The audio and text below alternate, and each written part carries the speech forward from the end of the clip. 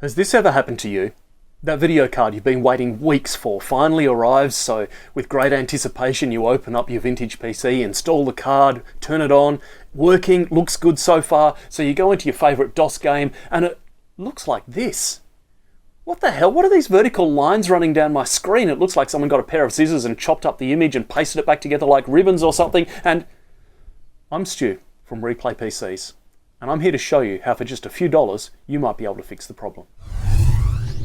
Alright, so getting serious, if you've ever encountered this problem, you know how horrible it can be. So back in the day, video card manufacturers didn't have to deal with this because we didn't have LCD monitors yet.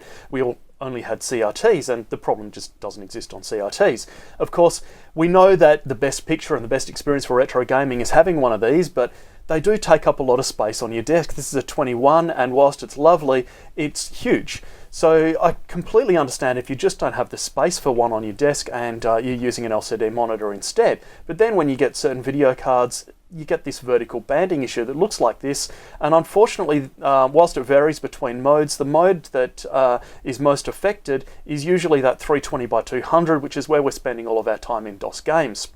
So fortunately, if you've got a card like this one, it's easy to fix, or at least greatly alleviate the problem, which is mostly caused by this little guy here, the RAMDAC. Now, if you've got a DIP-28 socketed RAMDAC card like this one, then it's easy just to pull that out and pop in a different one. In particular, this UMC brand I've found to be really quite terrible, but the better ones are ADV and Music. I'll put the part numbers in the description, and they can be found on eBay or AliExpress for just a few bucks. So let's have a look at how easy it is to change and then what difference it makes.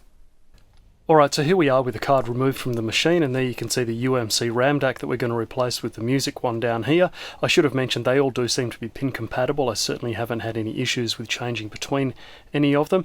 For this you can use a chip puller if you like, but I just tend to use a little jeweler's screwdriver here because I find that it works a lot easier and just as well. So we just gently lever the chip out, working from one side and then the other, like so. Make sure that you get the new chip aligned properly with pin 1 where the little notch is, and simply just push it in. There you go. Let's put it back in the machine and show you the difference that it makes. So as you can see here, it's made a dramatic difference. You've still got a little bit of vertical banding, but it's actually not too bad. And it's certainly gone from, in a lot of games, simply unplayable, extremely distracting, giving you a horrible image, to now giving something that is, quite playable, quite workable.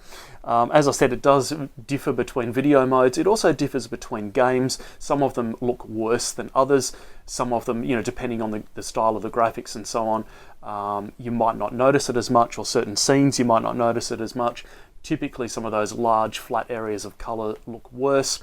So, if you're playing something more like this, a platform game with a lot of textures and so on, you might notice a lot less, and it would be less of an issue. Alright, so there you go. Hope this helped you out. As always, chuck some comments down there below. Let me know if you enjoyed it and if you found this to be helpful. And see you next time. Bye.